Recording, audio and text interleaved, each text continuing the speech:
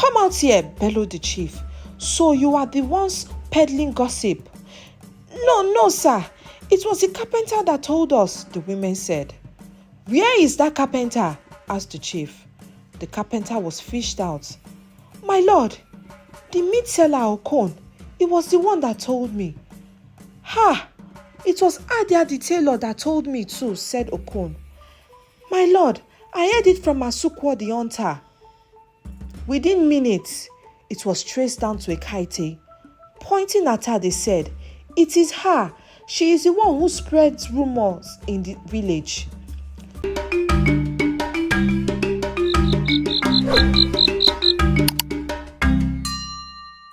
Once upon a time, in the land of Obutong, lived a beautiful girl named Ekaette. The people of Obutong were generally peaceful, but the only person who stood out was Ekaette. Ekaette was a beautiful maiden, an orphan who lived alone. You see, Ekaette had no friend because she had one problem. Her mouth ran faster than anything. She was an amebo. Amebo is used to refer to somebody who likes to gossip or spread gossip. If anyone wanted to know anything about anyone, all they had to do was ask Ekaette and she would come up with a story. She would call people aside and randomly jump into telling them her stories. "And the meat seller is owing the pepper seller money. Plenty money like this. He borrowed it so that he could buy something and now he doesn't want to give her back her money." She would begin to tell them about new information she had gotten, adding more to the story to make it more interesting. People would listen to her intently as she told them these stories, but none of them trusted her and they all avoided her, worried that their stories would become tales she would tell others. When she walked in the village square, people would sneer and point fingers at her saying, "That amebo has come, be careful what you say." Everyone avoided Ekaette, knowing that with every little thing she learned, they got more unsafe. Ekaette got used to spending time alone until one day, a handsome man called Effiong came to the village to live. He moved into the house beside her. Ekaette immediately went over with a basket of food to introduce herself. When she knocked at the door and he opened it, she was pleased to find out that it was a tall, handsome man. Two of them became friends, and since Ekaette had no other friends, and there was no one to warn Effiong about Ekaette, he became the ear to all of her stories. Whenever they walked through the town, she would point at random people and fill him on what she had heard about them. "Look," she would point at a child, "that is Mama Akman's son. He's still bedwet at 7 years old." And on she would go, talking about people.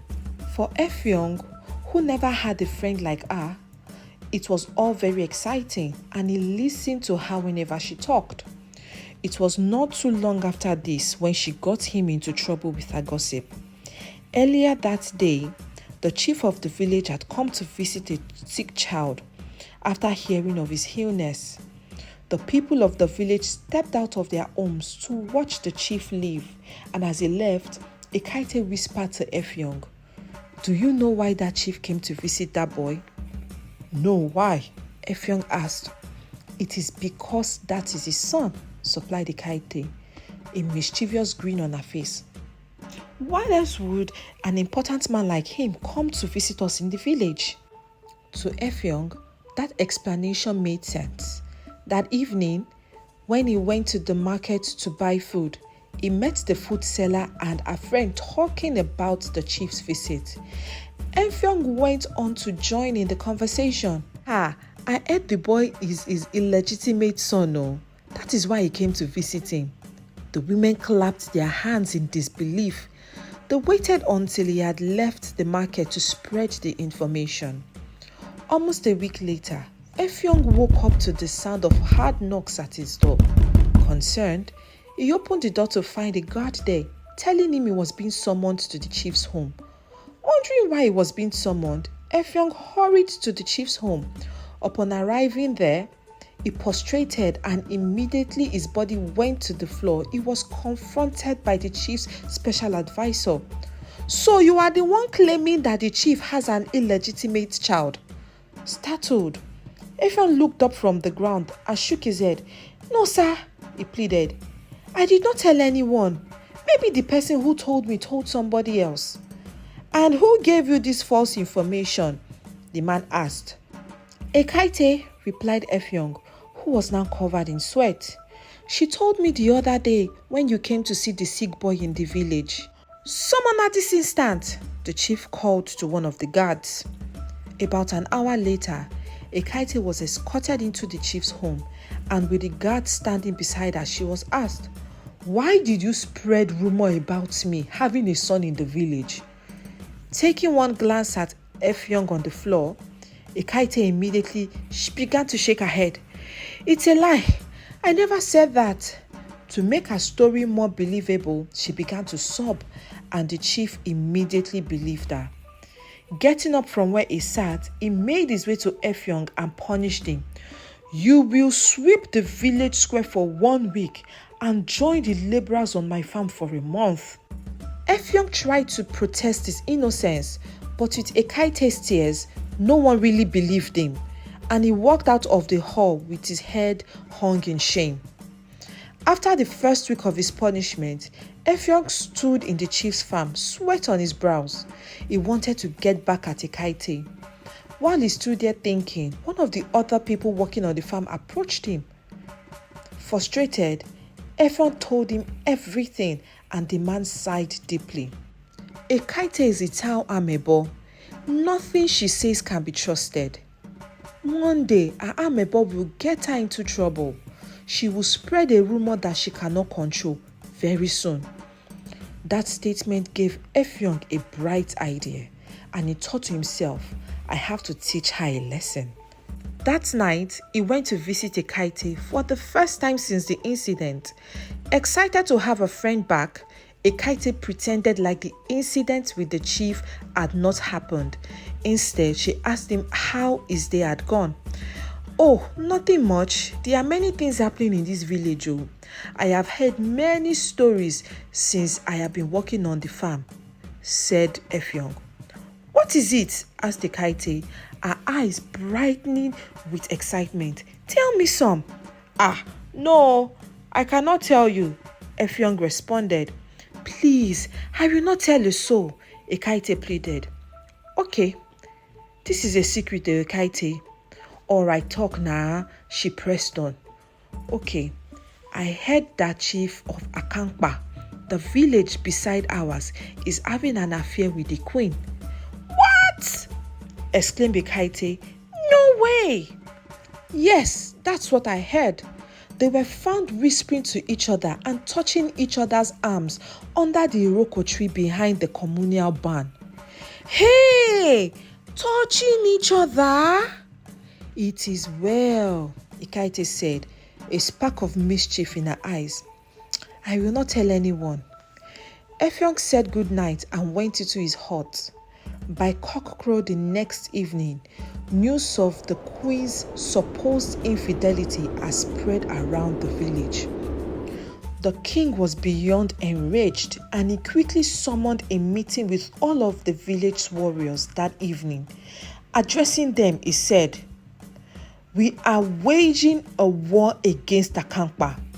I hear the chief has seduced my queen and deceived her into having an affair with him.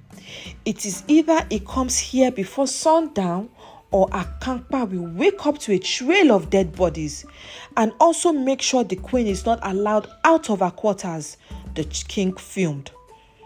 At the same time, the news made way to Akankpa, and the chief of Akankpa village came to the village of Obutong with his own warriors in tow. "Good day, king," the chief greeted. "I am here concerning a rumor that has made its way to my village. I hear that the queen and I have been having an affair. I am here before the matter escalates any further. We need to find the origin of this rumor and punish the perpetrator."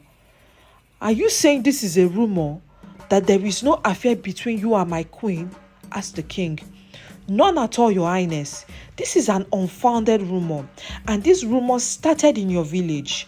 One of my servants overheard two women talking about it while walking down the bush path, replied the irritated chief. Guards, summon the town crier at once. Tell him I said he should call for an emergency meeting in the town square now, bellowed the king. Half an hour later, the entire village was gathered in the town square, and the king and the chief stood alongside each other to address the townspeople. One of you almost caused a rift between the villages of Ekaette and Obutong today, the king bellowed. A rumor was passed about my queen and the chief, claiming that they had an affair. The only way to spare all of your lives is to tell me who spread the rumor. The chief asked the servant to identify the women he saw talking about the affair at the bush path. The servant pointed to them. Come out here, bellowed the chief. So you are the ones peddling gossip? No, sir. It was the carpenter that told us, the women said. Where is that carpenter? Asked the chief. The carpenter was fished out. My lord, the meat seller Okon, it was the one that told me. Ha! It was Adia the tailor that told me too, said Okon. My lord, I heard it from Asukwo the hunter.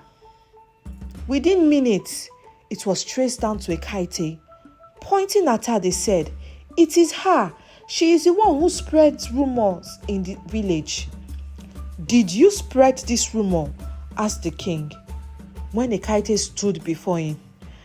No, she stammered. Someone else told me. Who? Effiong, she said, pointing at Effiong. Raising his hand in surrender, Effiong immediately began to deny. Me? When did I tell you? I have been spending my time at the farm. You put me in trouble the first time. Why are you trying to do this again? What have I done to you that you hate me so much? Turning to the king, Effiong said, My king, I dare not utter such words from my mouth, especially not when I am still serving my punishment. What Ekaette is saying is false, your majesty. Ekaette is the one that is always stretching the truth, and she is doing that right now.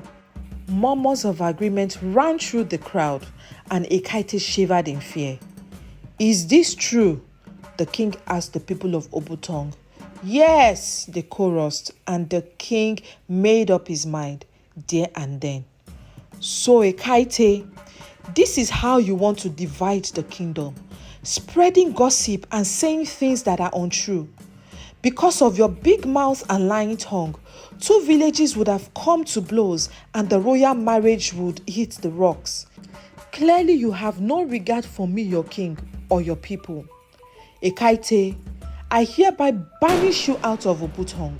You are never to return to this village. With tears falling down her face, Ekaette went to her home, ignoring all the villagers who were laughing at her. Packing up her property, she made her way out of Obutong, never to be heard of again. My audience, let's be careful of spreading unfounded stories, especially in this digital age where things go far and wide over the internet. We shouldn't spread false reports and slander. You can endanger people's lives when you do that. Keep a rein on your tongue and what you type on the internet. Use your mouth to build others up and let your words benefit those listening to you. I hope you have enjoyed this episode of my Folktales. Don't forget to like and subscribe. Until next time, be kind and stay blessed.